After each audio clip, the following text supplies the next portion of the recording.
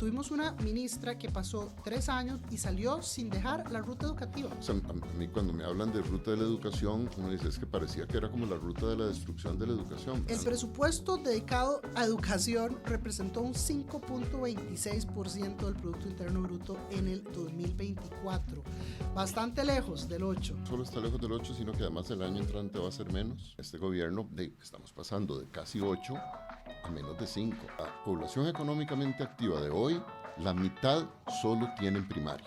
Y todas las investigaciones que ha hecho el Banco Mundial es que no hay ninguna inversión que genere más ingresos futuros que la inversión en educación.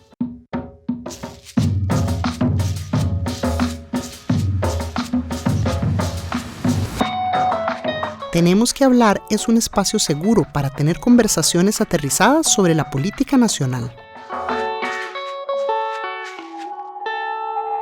Buscamos traducir el contexto político y sumarlo a experiencias cotidianas, que nos permita reflexionar y nos anime a tomar acción desde el metro cuadrado que habitamos en este planeta. Esto es Tenemos que hablar.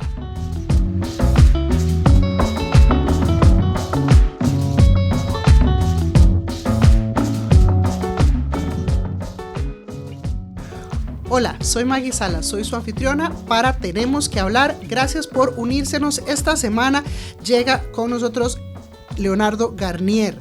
Leonardo es doctor en economía, con una especialidad en economía política y desarrollo económico. En el sector público ha tenido diferentes cargos, quizás el más memorable para muchos y muchas de nosotros desde el Ministerio de Educación Pública, pero también en el Ministerio de Planificación Nacional y Política Económica. Ha sido profesor invitado muchas veces del INCAE.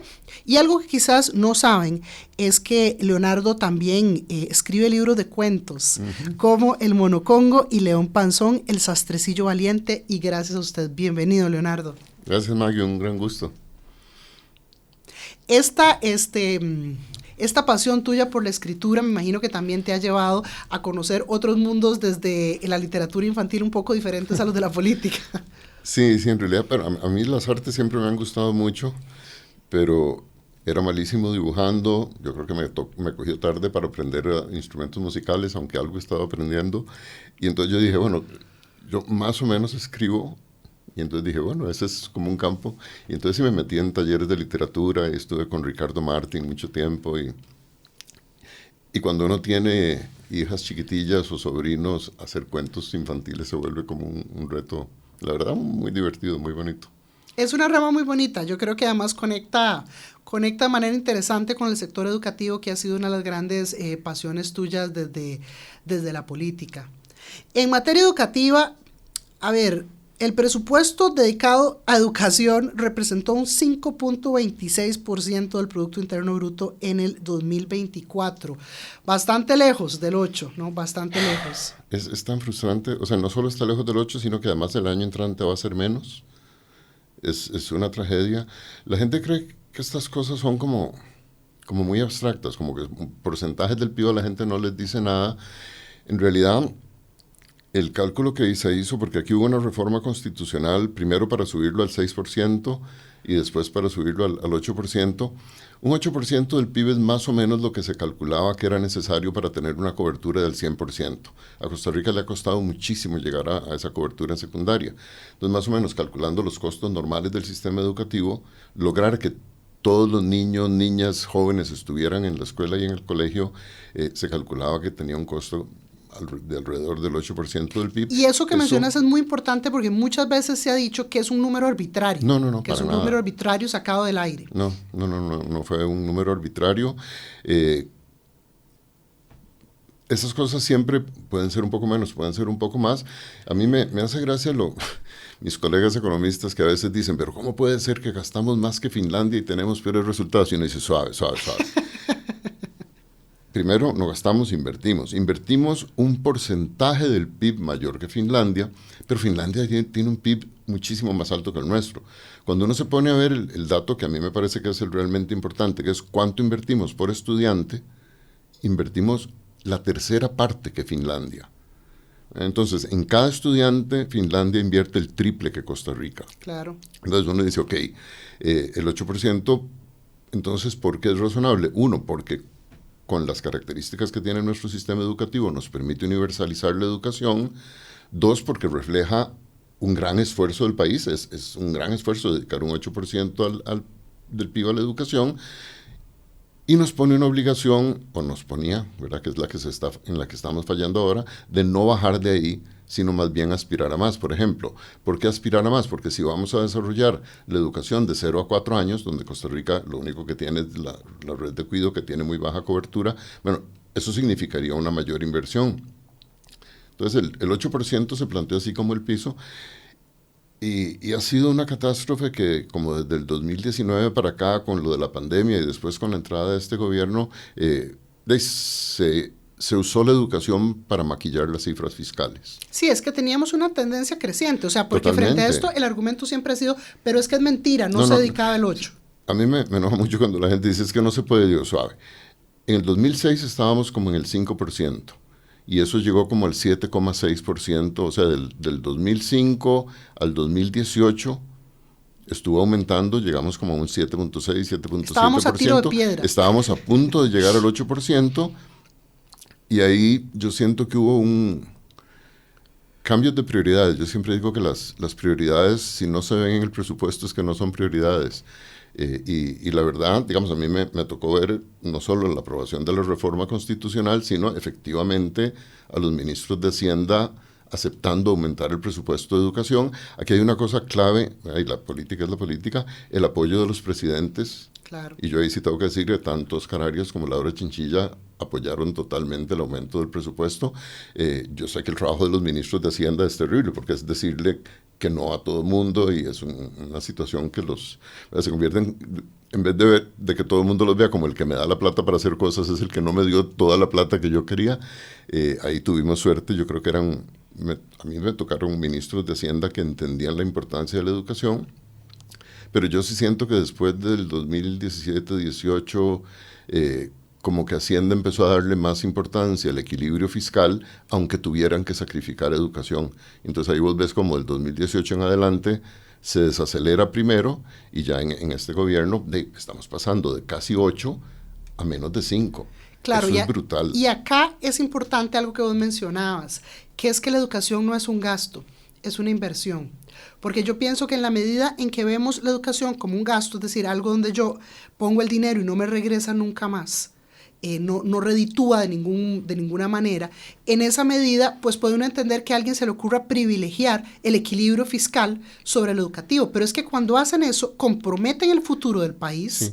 Y vos sabes que a mí lo que me enoja mucho es que no aprendemos de lo que ya nos ha pasado antes.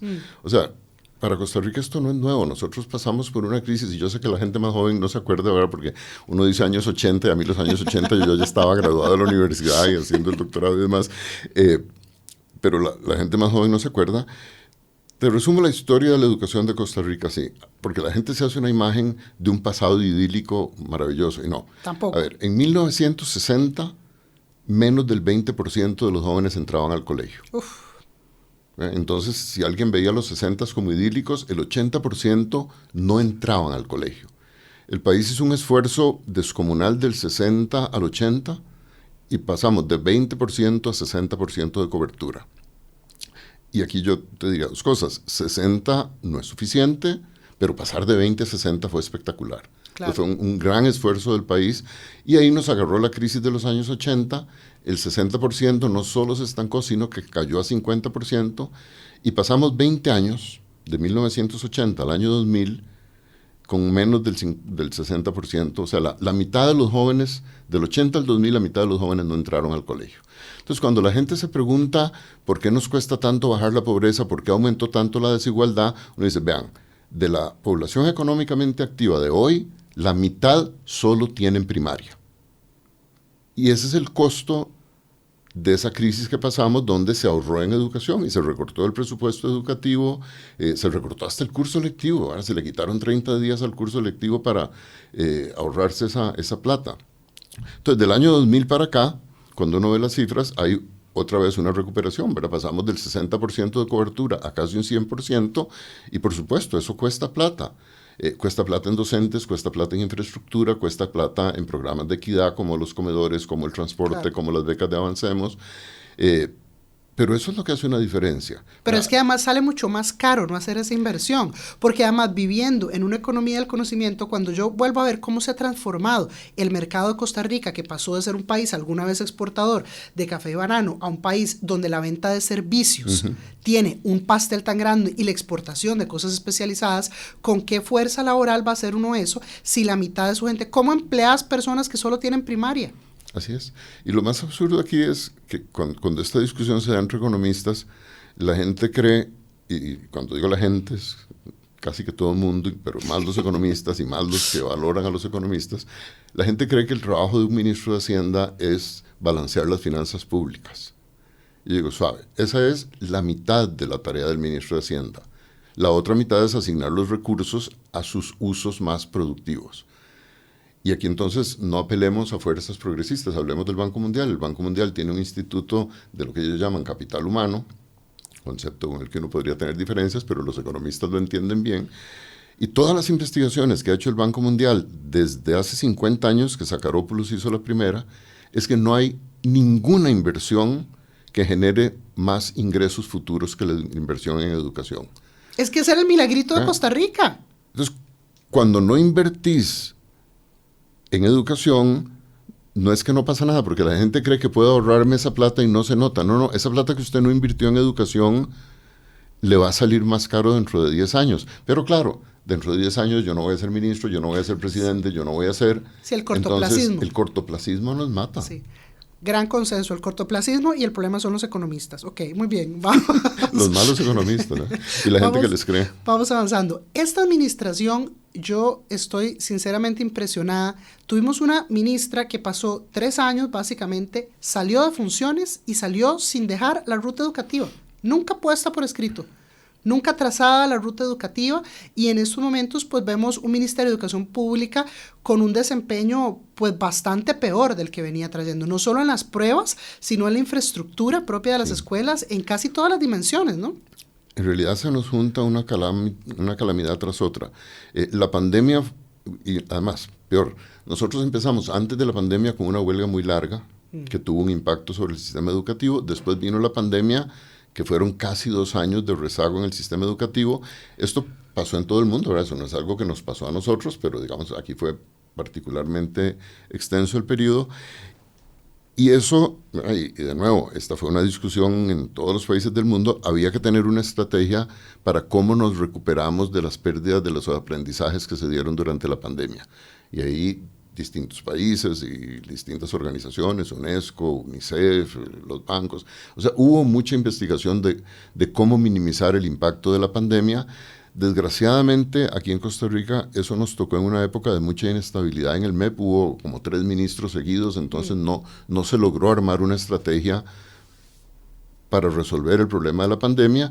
Y después de la pandemia nos cae este gobierno que...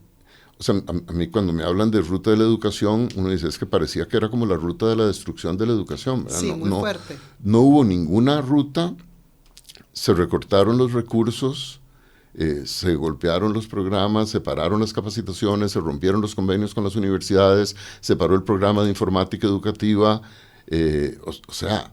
El ambiente interno en el ministerio era terrible, ¿verdad? Era como un régimen de terror al que todo el mundo le tenía miedo a la señora ministra. ¿La rotación de viceministerios? La rotación de viceministerios es enorme y el trato al personal era una cosa atroz también. Entonces uno dice, qué terrible, porque cuando nos tocaba superar la crisis de la pandemia, nos cae otra crisis peor encima. Entonces sí, digamos, mi temor es que este largo periodo del 2020 al 2025, 26, nos puede pasar una factura muy grande a futuro como nos pasó en los años 80. Claro, va a producir otra generación que no hay manera de emplearla, y menos en esta economía, ¿verdad? Claro, bueno, ayer en el periódico leíamos los datos del INEC de la cantidad de los miles de personas, no solo informales, trabajando en la calle. O sea, a mí cuando la gente dice, los eufemismos son terribles, trabajando en la calle, eso es peor en nada, ¿verdad? O sea, no tengo nada que hacer y entonces voy a vender cocadas en una esquina. Sí. ¿Cuánto puede ganar una persona que está vendiendo cosas en la esquina? ¿Y por qué lo está haciendo? Porque no hay oportunidades productivas, y no hay oportunidades productivas porque estas personas se salieron del sistema educativo. Sí, yo creo que hay algo además muy grave con esta administración y es la manera en que, digamos, en que pelea con las universidades y por ende con el sector educativo, es un permanente descalificar la educación como motor de movilidad social. Si en otros momentos habías tenido jerarcas que tenían claridad del rol de esto, ahora tenés un jerarca que le habla a una población que en muchas ocasiones no tiene un alto nivel educativo y entonces le hace eco ese discurso de decir, sí, la educación, ¿para qué? Si yo no la tuve, ¿para qué? ¿Para qué lo necesito otra gente, verdad? ¿Para qué necesitamos gastar tanto dinero en eso? Mejor ese dinero que lo ahorren y lo redistribuyan en policías, por ejemplo. Pero es que tampoco lo han redistribuido en policías, No, es ¿verdad? O sea, ha habido un esfuerzo como por aparentemente reducir el gasto, pero digamos, cuando uno se pregunta, y vos lo decías hace un momento, cuando uno dice, pero ¿de qué se trata este gobierno? O sea, ¿cuál es la ruta de este gobierno? ¿Qué es lo que están haciendo? Porque uno lo que ve es que están golpeando un montón de áreas que eran críticas, o sea, golpean la educación, salud, lo que están haciendo con la caja es criminal. Desmantelando. Están desmantelando la caja. Seguridad, estamos en la peor crisis de seguridad que hemos tenido en décadas y vivienda, la cantidad de viviendas de interés social construida por el gobierno es la más baja de no sé cuántos años. Destrucción ambiental. Lo ambiental es, entonces uno dice, pero, o sea, ¿por qué? Porque usualmente cuando la gente llega al gobierno uno puede tener diferencias ideológicas o tenés un proyecto distinto que el otro, pero en general la gente llega como con buenas intenciones. A mí me cuesta mucho entender qué es lo que este gobierno, cuál es el proyecto político. Claramente uno piensa, bueno, hay un intento de perpetuarse en el poder, o sea, quieren aprovechar el desprestigio de las fuerzas políticas anteriores, muchas veces un desprestigio bien ganado, porque hubo cosas que se hicieron mal, hubo muchas cosas que también se hicieron bien. O sea, este es un país que cuando uno lo compara con la mayoría de los países de América Latina está en mejor situación que los otros. Entonces digamos que uno debiera hacer un balance, pero no, ellos aprovechan el desprestigio para perpetuarse, pero además, y esta es una cosa que no siempre se menciona, cuando uno dice, pero ¿cuál es el proyecto político? Yo digo, a ver, cuando yo golpeo la caja y hago que las listas de espera sean más grandes y que no se hagan las operaciones y que los exámenes no se puedan hacer y que se vayan los especialistas, ¿qué es lo que estoy logrando? Estoy empujando a la clase media alta hacia el sector privado de la salud, Claro. que es un negocio que está creciendo muchísimo. Por supuesto. Cuando yo trato de recortar los fondos a las universidades públicas, o cuando yo quito las becas de los colegios, o cuando golpeo los colegios científicos, ¿qué es lo que estoy haciendo? Estoy empujando a las familias de la clase media alta que se vayan a la educación privada. Entonces, pareciera, y yo no me gustan las teorías de la conspiración, pero pareciera que detrás de la visión del gobierno hay un intento de fortalecer los servicios privados a costa de los servicios públicos, que nunca fue la tradición costarricense. Aquí siempre, ¿verdad? El 90% de los estudiantes van a escuelas y colegios públicos. Ahí hay de todo, hay escuelas y colegios que no dan la talla, pero hay muchísimos que son tan buenos como los privados, o incluso cuando uno revisa las listas de las notas, uno ve que hay colegios públicos que salen mejor ubicados que muchos colegios privados. Entonces sí, a mí me preocupa que haya una estrategia de largo plazo de desarrollar negocios privados en servicios que debieran ser públicos. No, yo pienso que eso indudablemente es así. Y en materia educativa, por ejemplo, uno lo empezó a ver con la cercanía de algunos familiares de la ministra de Educación, que se empezó a conversar, bueno, pero ¿por qué las universidades privadas no tienen acceso al FES, al Fondo Especial para Educación Superior?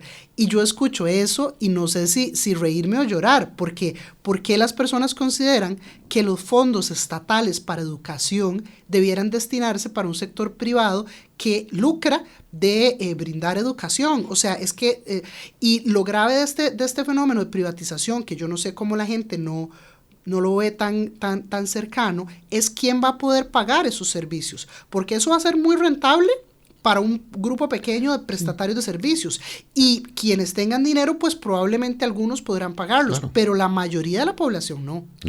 No, eso viene a agravarte las desigualdades. O sea, mientras que las políticas públicas debieran ayudar a reducir desigualdades. Exacto. Y digamos, y aquí no estoy hablando de algo que podría ocurrir, no. Es algo que ocurre. Si yo veo los datos del 2000, 2003 al 2013, para hablar de un periodo en el que yo estuve en el ministerio, y uno ve las brechas educativas de las familias de mayor ingreso con las de menor ingreso, o las brechas urbanos-rurales, o las brechas de las familias con mayor educación y menos educación.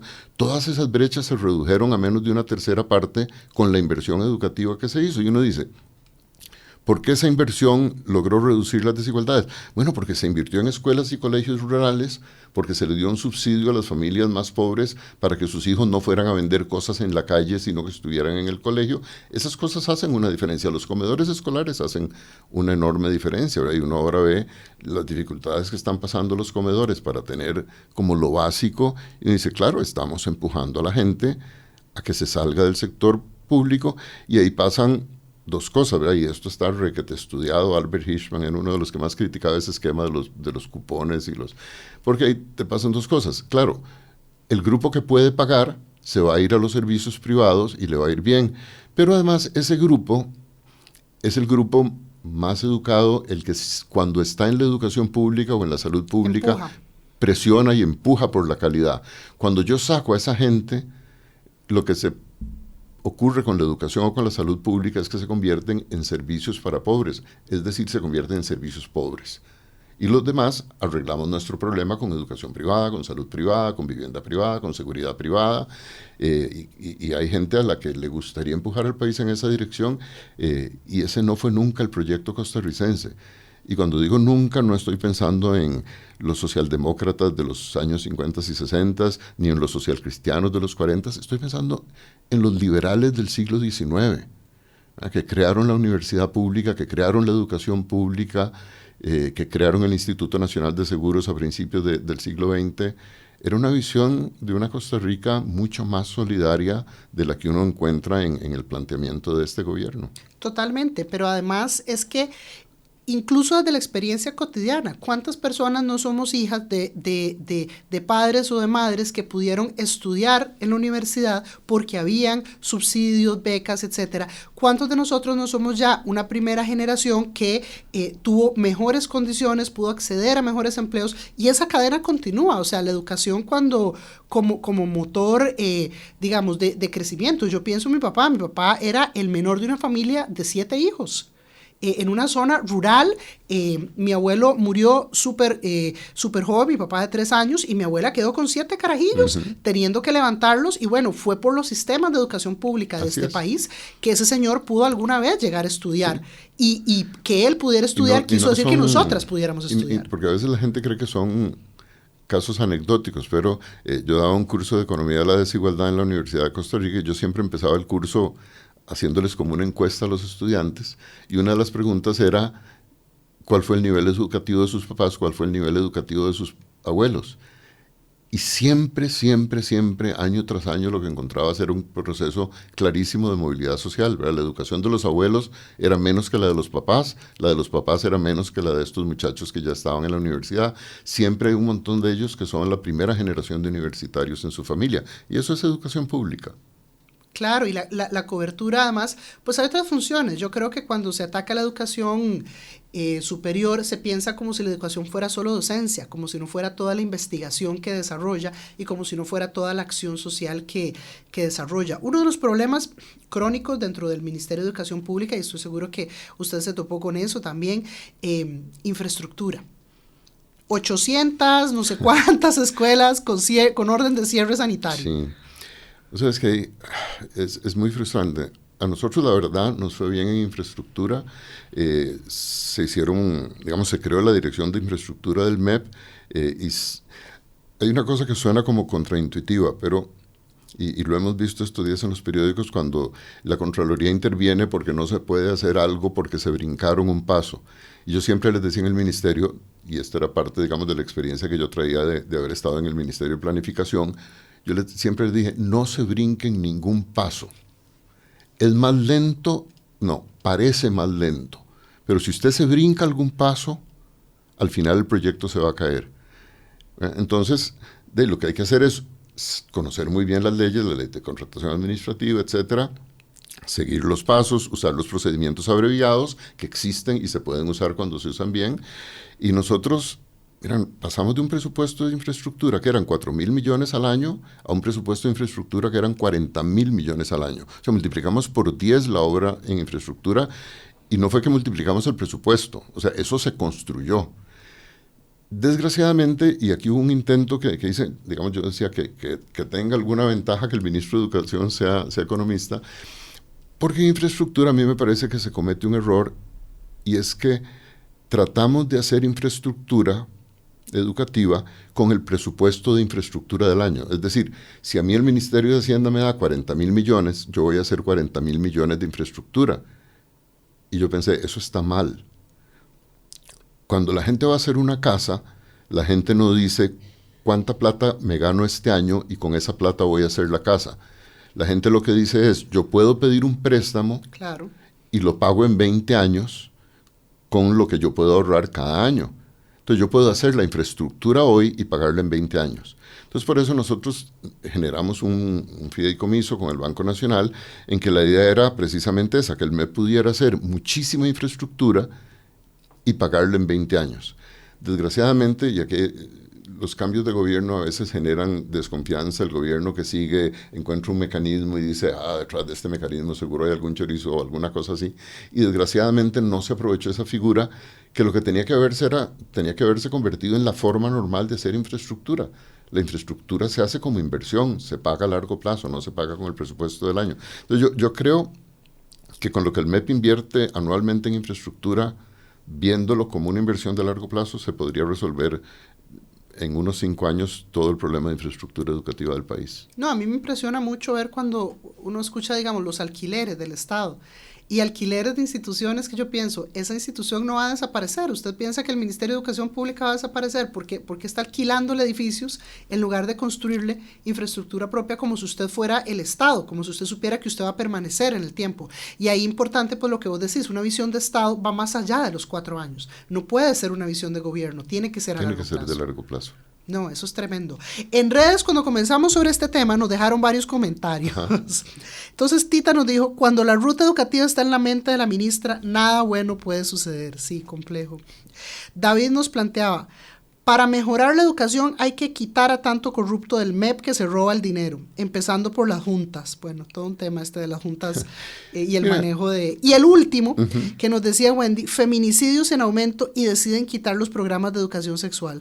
Los padres tampoco están preparados para brindar esta educación. Los jóvenes quedan expuestos. 2 grandes temas ahí, el de las juntas y el reciente extraño exabrupto del Ministerio de Educación Pública. Tal vez antes que las juntas, porque esa frase de ese montón de corruptos que hay en el medio, no es cierto, ¿verdad? O sea, en cualquier institución humana hay corruptos, sí. Claro. Sea un ministerio, sea una empresa privada, sea una iglesia, o sea, no nos vamos a librar de que haya, como les gusta decir en la iglesia, manzanas podridas en muchos lugares.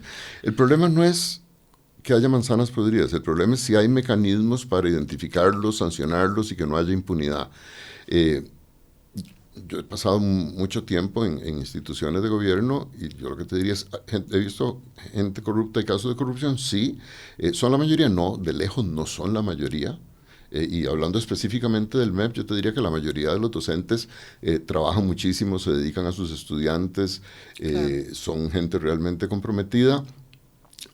Yo encuentro que hay como 2 tipos de problemas y este es tal vez Si a mí me preguntan cuál es el problema más serio que tiene el Ministerio de Educación Pública, por qué la calidad no aumenta cuando aumenta la inversión, es un problema que tiene que ver con la calidad de una parte del cuerpo docente. Yo te doy 2 ejemplos y después lo generalizo. Cuando cambiamos los programas de matemáticas, les pedimos a los docentes de matemáticas de secundaria que tomaran una prueba para poder ubicarlos en las capacitaciones que se iban a hacer. Siempre son muy reacios a tomar pruebas y ser evaluados porque de verdad de pronto nos van a sancionar. Esto no era para sancionar, era nada más para saber en qué nivel va a ir. Y lo mismo hicimos en inglés, unas pruebas de inglés. Si usted quiere ir a la capacitación de inglés, haga la prueba. Y en inglés y matemáticas lo que encontramos fue una cosa súper preocupante. Yo puedo dividir los docentes como en tercios. Un tercio que estaba bien, ¿verdad? Que dominaba la asignatura, que podía enseñarla. Un tercio más o menos, pero había un tercio que no hablaba inglés Y estaba Y dando había un clases de tercio, inglés. el de matemática fue muy impresionante para mí, porque como no había pruebas estandarizadas, hicimos una prueba con preguntas de bachillerato. Una tercera parte de los profesores de secundaria se quedó en el examen. Ese día yo entendí por qué una tercera parte de los estudiantes se quedaban en matemáticas en Pues bachillerato. claro. ¿Verdad? Y aquí, desgraciadamente, y volvemos al tema de las universidades privadas, hay de todo, hay universidades privadas que se lo toman en serio, pero hay otras que no. Y hay algunas universidades que están graduando muchísimos docentes en donde básicamente les están vendiendo los títulos. Y el MEP no ha tenido un mecanismo para filtrar los docentes. Entonces, cuando yo pregunté cómo se contrata aquí, me dijeron, ministro, muy fácil. Licenciatura mata bachillerato, maestría mata licenciatura, doctorado mata maestría. Entonces hay una inflación de títulos, la gente paga, yo finjo por estudiar, usted finge que me enseña, me da el título y con ese título yo gano el puesto en el MEP. Hay una ley que se aprobó hace ya más de 3 años que obliga al MEP y al Servicio Civil a hacer pruebas de idoneidad para contratar en propiedad, y eso sigue sin aplicarse. Vamos a ver, el nuevo ministro de Educación dijo que iban a aplicar esas pruebas. Es la única herramienta que tiene el MEP, igual que hace el Colegio de Médicos, igual que hace el Colegio de Abogados, para ponerle una presión a las universidades de que si usted no da una educación de calidad, sus graduados no van a ser empleados en el MEP. Entonces, en el tema de la calidad creo que tenés ese problema, digamos, de cómo formamos bien a los nuevos docentes. Con las juntas, yo ahí tengo sentimientos encontrados. Yo creo que las juntas son muy importantes, o sea, que haya una participación de la comunidad en la administración de sus escuelas es súper importante. La gente de la comunidad tiene que estar cerca, tiene que preocuparse de la escuela. Cuanto mejor sea la relación de la comunidad educativa con la escuela va a funcionar mejor. Pero claro, es un país muy desigual. Hay escuelas y colegios que tienen juntas de educación donde los padres de familia son profesionales, hay uno que es contador, entonces pueden manejar con relativa facilidad los procesos de contratación o de compra o de licitaciones. Y hay lugares en comunidades que tienen históricamente un nivel educativo muy bajo y donde entonces, digamos que esas juntas tienen problemas para procesos que son complicados. Aquí es importantísimo, y es lo que se ha tratado, no siempre con éxito, de que las direcciones regionales del MEP apoyen a las juntas en estos lugares. Y lo que vos decías antes, ¿va a haber casos de corrupción? Sí, puede haber casos de corrupción, entonces hay que estar muy alerta. Aquí de nuevo el papel de la Contraloría se vuelve crítico para evitar que haya corrupción. Pero a mí sí me preocupa mucho cuando la gente dice, para que no haya corrupción, quitemos las juntas. Quitar las juntas no es la receta para que no haya corrupción. Corrupción va a haber siempre, tiene que haber mecanismos de control para identificarla y sancionarla. Y aquí tal vez para quienes nos escuchan, cuando hablamos de la comunidad educativa, es porque a veces pensamos en las escuelas como si fueran una isla, nada más desde el lado de la administración del Estado, pero está la otra contraparte, o sea, la escuela está en una comunidad, están los padres y madres de familia de los y las estudiantes que están en esa escuela y que también idóneamente deberían estar involucrados, así como y el comercio se involucran y otras para cosas del bien, el barrio. efecto es muy positivo. Claro. Y a veces el efecto es terrible. Yo todavía recuerdo en la escuelita de los Lirios en Limón, un lugar pobrísimo, la directora, súper buena, ya me enseña muy orgullosa que habían construido 2 aulas nuevas, y dice, y con los materiales que sobraron, construimos una tercera, y yo como con lo que sobraron, y me enseña la tercera aula, y parecía una obra de Gaudí en Barcelona, ¿verdad? El piso eran todos fragmentos de mosaico, o sea, hermosísimo. Y de pronto me enseña el comedor y tenía casi que una jaula alambrada y con rejas, adentro de la cual estaba la nevera. Le digo, ¿pero por qué? ¿Por qué encerrada así? Dice, porque cuando no lo tenemos así nos la roban. Y un estañón de agua. Y yo le decía, ¿pero por qué tienen un estañón de agua? Dice, porque los tubos se los roban. O sea, la conexión de agua de la escuela, hay gente de la comunidad que se la roba. Entonces, cuando vos tenés una gran descomposición social, eso le va a hacer daño a la escuela. Y al revés, cuando hay una relación positiva entre la escuela y la comunidad, los resultados son realmente muy bonitos. No, y definitivamente es el involucramiento de esa comunidad con la escuela lo que va a garantizar la seguridad de la escuela. En Costa Rica hay muchos pueblitos lejanos en los cuales lo único que uno se va a encontrar siempre es un EVAIS o una escuela, ¿verdad? Como mínima expresión del Estado ahí en esa ubicación. Incluso, y por eso yo mencionaba antes a los liberales del siglo XIX, a mí me sorprendía muchísimo y me conmovía encontrar escuelitas fundadas en 1910 en lugares perdidos de la montaña, pero yo decía, o sea, si hoy esto es un lugar perdido en la montaña, en 1910 esto era la selva. Claro. Y ahí hay una escuela que está funcionando desde 1910. Entonces sí, hicimos un enorme esfuerzo, sobre todo en educación primaria, y como te decía antes, a partir de los 60, pues ya el esfuerzo llegó a la secundaria. Claro, quizás uno de los legados más fuertes tuyos en el MEP fue que Costa Rica por fin tuviera educación sexual. Y esto, pues, vos sabrás mucho mejor lo mucho que costó implementarlo. ¿Cómo se logró que Costa Rica tuviera educación sexual? Porque todos esos grupos, digamos, pequeños pero escandalosos, de sectores ultraconservadores que se oponen a la educación para la sexualidad, estaban presentes cuando esto se logró aprobar. Sí, fue muy bonito. O sea, bueno, primero, nosotros, uno de los proyectos grandes que teníamos en el MEP fue uno que le pusimos un nombre bien pomposo, que era Ética, Estética y Ciudadanía, como que era una forma de decir, sí, la educación tiene que formar para el trabajo y tiene que formar en lectoescritura, en matemática, en ciencias y demás, pero la educación también tiene que formar en cultura, en arte, en ciudadanía, ¿verdad? La educación cívica es importantísima, promocionamos el Festival Estudiantil de las Artes, los gobiernos estudiantiles, todas esas cosas, y dentro de todo eso, educación para la afectividad y la sexualidad a mí me parecía como que era absolutamente indispensable. O sea, si uno piensa en los adolescentes, cuando se hablaba de educación sexual siempre como que hay un énfasis en salud sexual y reproductiva, ¿verdad? Evitar embarazos y evitar terrible, terrible, sexuales. Información súper terrible. Okay, eso es muy importante, pero la sexualidad y la afectividad para los seres humanos es muchísimo más que eso. Cuando estás hablando de adolescentes, de pocas cosas le importan más a un carajillo que si la chiquilla del pupitre de la esquina lo volvió a ver o no lo volvió a ver, y si le gustó o no le gustó, y si, ¿verdad? Hay como... son las hormonas funcionando. Cuando empezamos a hablar de los programas de educación, recuerdo que alguien que estaba en contra decía, es que van a provocar una explosión hormonal, y yo le decía, no, vea, usted está equivocado. Hay una explosión hormonal en la adolescencia. Sí, partir de la realidad. Si va a haber una explosión hormonal, yo la prefiero con educación que sin educación. Ahora, aquí hay como mitos porque de pronto la gente cree, y era algo que la gente creía en ese momento en el MEP, que el país estaba enormemente opuesto a que hubiera educación sexual en el colegio y en las escuelas.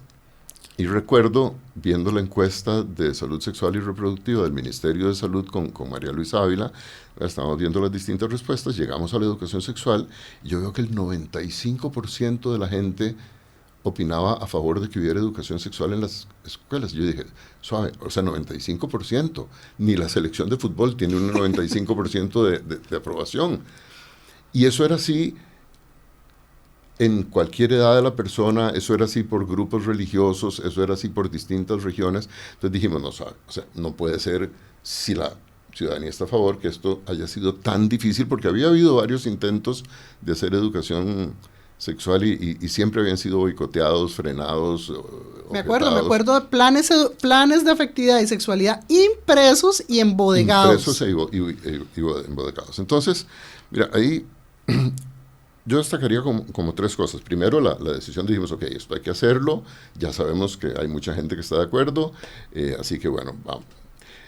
Había un trabajo muy bueno que se había hecho en el INEIN, en el Instituto de la Niñez y la Adolescencia de la UNA, que era como una gran guía, como la base para hacer programas de educación sexual. Armamos un equipo, con base en el trabajo del INEINA se desarrollaron los programas, y yo insistí mucho en que no fueran de salud sexual y reproductiva, sino de sexualidad y afectividad, y eso quería decir, ¿verdad?, que había que no solo dirigirse a que los muchachos y las muchachas supieran cuidarse, digamos, de los riesgos físicos, biológicos, de salud que puede tener la sexualidad mal llevada, sino además de los elementos afectivos, ¿verdad? Que no haya abusos de poder en las relaciones afectivas o sexuales, que no haya agresiones, que se respete la dignidad de las distintas personas, que se respete la diversidad sexual, un montón de cosas muy básicas. Y una que esa a mí tal vez es la que más gracia me hizo, yo desde el principio le dije al equipo, y hay que hablar del placer sexual, ¿verdad? el disfrute responsable de la sexualidad. Y ahí están escandalizados hasta la fecha, 10 años después. Mira, tuvimos una reunión en mi oficina en que vino todo el equipo en el que estaba trabajando en el programa, que por cierto la mayoría eran mujeres, y estaban muy preocupadas porque les parecía que si insistíamos en eso del placer, iba a haber una gran oposición y los programas no se iban a aprobar. Y entonces lo que me propusieron es que en vez de placer habláramos de bienestar. Y entonces yo les dije, a ver, explíqueme una cosa, si ustedes salen con su compañero, su esposo, su novio, y se van un fin de semana a la playa y la pasan súper pura vida, disfrutan montones y demás, cuando ustedes vienen de vuelta del paseo le dicen, fulanito, me diste un gran bienestar.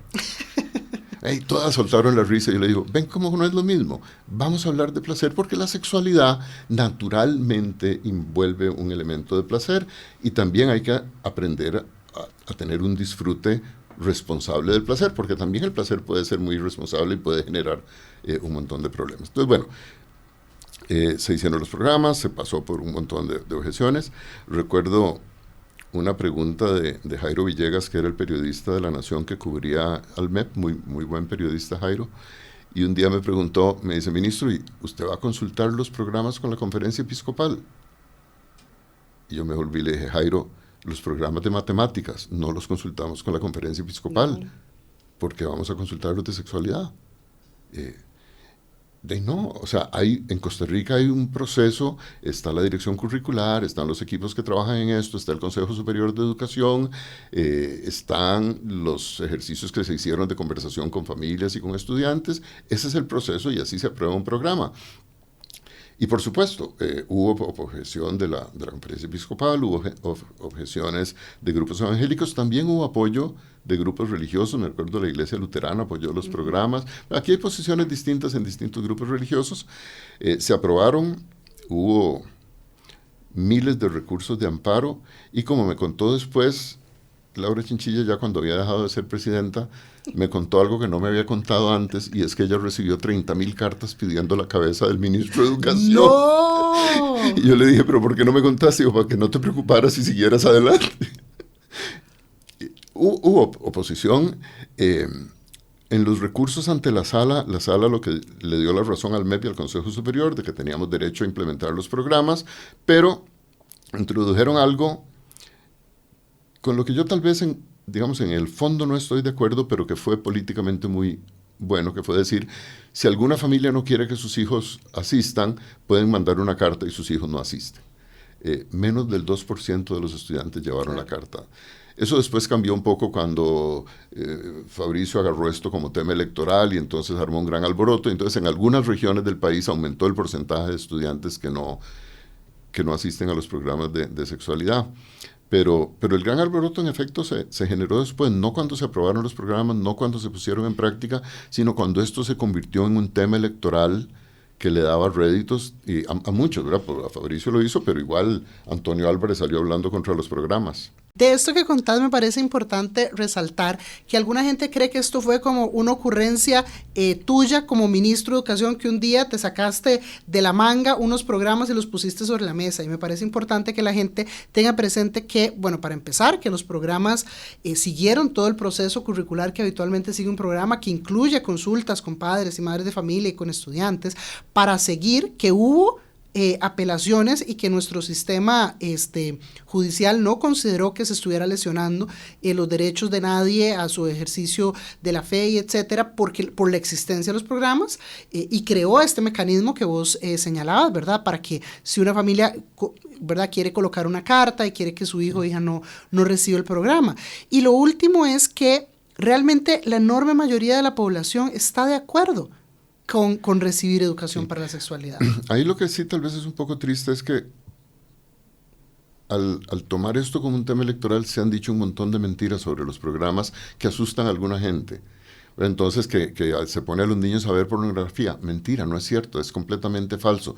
Se les explica el cuidado que hay que tener. ¿Por qué? Porque están expuestos a la pornografía. Es cuestión de entrar a cualquier sitio de estos porno donde sale la preguntita, ¿usted es mayor de 18 años? El chiquillo de 14 pone que sí y ¡pum!, está viendo pornografía.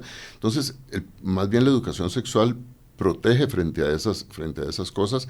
Y ya lo más o sea, sería divertido si no fuera tan trágico, es cuando dice, y entonces le enseñan a los chiquitos que pueden escoger de qué sexo ser, y uno dice, por favor, o sea, cualquier persona que estudie estas cosas seriamente sabe que uno no escoge esas cosas. Entonces le metieron un montón de temores a las familias que en algunas regiones del país desgraciadamente sí tuvieron un impacto. Ahora, así como hubo cosas negativas, también ha habido cosas enormemente bonitas. Yo todos los años le hago el seguimiento a qué está pasando con la tasa de embarazo adolescente. Claro. Y desde que se aprobaron los programas, y no digo que sea solo por los programas, lo que la Caja y el Ministerio de Salud han hecho son también cosas importantísimas, pero la tasa de embarazo adolescente cayó sistemáticamente de un 20% a menos de un 9% el año pasado. Y dice, bueno, es que cuando hay educación sexual, los niños y las niñas y los jóvenes tienen más posibilidad de protegerse. Y aquí hay que recordar que a la gente no le gusta que uno le recuerde esto, que la mayoría de los embarazos adolescentes no es porque el par de noviecillos se portaron mal, sino porque algún adulto violó a una niña y la dejó embarazada. Correcto.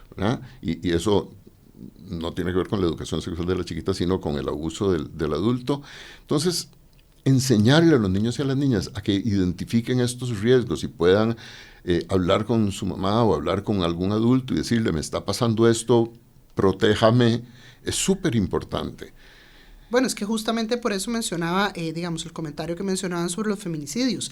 Parte de la educación en afectividad y sexualidad tiene que ver también con el tema de relaciones de poder y ayudaba a muchas mujeres que estaban viviendo relaciones de violencia en sus noviazgos, tener elementos con que identificar. Claro, o sea, todas las banderas rojas, hay miles de pequeñas cosas. Claro. Que la gente, las muchachas sobre todo, pueden identificar de esto es un agresor, este es un abusador, ¿verdad? Hay muchos riesgos que se corren y en efecto, desgraciadamente en una sociedad patriarcal la mayor parte de los riesgos son para las mujeres o para las personas sexualmente diversas que son agredidas de un montón de formas que todos sabemos que ocurren y que nos gusta hacernos los tontos y pensar que eso no está pasando. Y por todo eso era que eran tan importantes. Yo espero, digamos, para mí fue muy duro cuando este gobierno decidió quitar los programas porque había, como vos decís, fue un proceso muy largo y muy cuidadoso de introducir los programas de afectividad y sexualidad en el MEP. Sin embargo, yo creo que yo en educación me acostumbré a ver las cosas siempre como de largo plazo. Siempre es un paso atrás y después otra vez 2 pasos adelante. Pasó así cuando Brené Messing empezó a enseñar la evolución en principios del siglo XX y se le quitaron los programas de biología y después volvieron. Bueno, los programas de sexualidad van a volver al MEP porque la mayoría de las familias saben que es muy importante que sus hijas y sus hijos tengan no solo información, sino formación en estos temas. Por supuesto.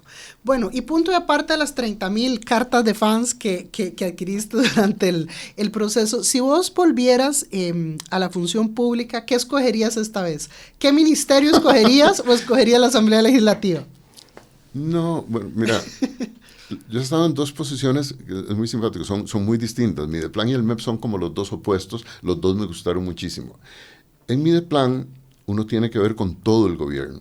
Y entonces tenés que tener la visión global y de largo plazo de qué se trata este gobierno y demás, pero uno no hace nada.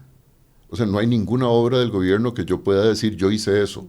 Entonces, por ponerte un ejemplo, fuimos parte de la creación de los EBAIS y de la expansión de los EBAIS y el sistema de evaluación permitió identificar en qué momento no se estaba cumpliendo la meta y coordinar a todo el mundo para que saliera, pero los EBAIS fueron un mérito de Herman Weinstock, de Álvaro Salas, de Fernando Marín y de la gente que empujó este programa. O sea, uno como ministro de planificación, yo estuve ahí, pero no tenía nada que ver con eso. Pero sí es un gran aprendizaje como en estrategia de gobierno y en la visión de conjunto. En el MEP es completamente lo contrario, es totalmente absorbente, uno está en educación, es un monstruo, o sea, son 80,000 funcionarios, 1 millón de estudiantes, 5,000 escuelas en todo el país. Ahí uno no se entera de qué está pasando con el resto del gobierno, excepto con el ministro de Hacienda, que es muy importante para uno. Pero, ¿qué estaba haciendo? Bueno, con cultura teníamos una buena relación, pero ¿qué estaba haciendo vivienda? ¿Qué estaba haciendo seguridad y demás? Ni idea. pero súper concentrado, y ahí sí yo te puedo decir, yo estuve en la escuelita tal, hicimos tal cosa, el comedor escolar de este lugar, el pleito que se dio en la otra escuela. A veces pasan cosas muy lindas. Hace 2 días me llegó un mensaje por Facebook de un muchacho al que no conozco, que me dice: don Leonardo, le mando un pequeño mensaje nada más para decirle que cuando usted pasó por nuestro colegio en San Carlos, usted me defendió de estos 2 profesores que me estaban tratando de echar del colegio, y gracias a lo que usted hizo, hoy yo soy profesional. Y eso no tiene precio. Entonces, son como las 2 caras del gobierno. No tengo interés en estar otra vez en el gobierno. Ahora, yo creo que la vida tiene etapas, y la etapa en la que yo estoy ahora me interesa mucho más que la experiencia que uno acumuló le pueda servir a las generaciones más jóvenes. Yo creo que, estoy convencido de que tiene que haber un relevo generacional en la política, en parte porque la gente quiere ver caras frescas, pero en parte porque la gente más joven está súper bien formada y tiene que asumir la responsabilidad de pensar el país del futuro. Y pues los que ya hemos estado ahí nos toca ayudar contándoles las experiencias, que no repitan los errores que ya nosotros cometimos y que aprendan de algunas de las cosas que nos salieron bien, pero estar otra vez en gobierno, no, gracias. Ahorita no, joven. Ahorita ya no.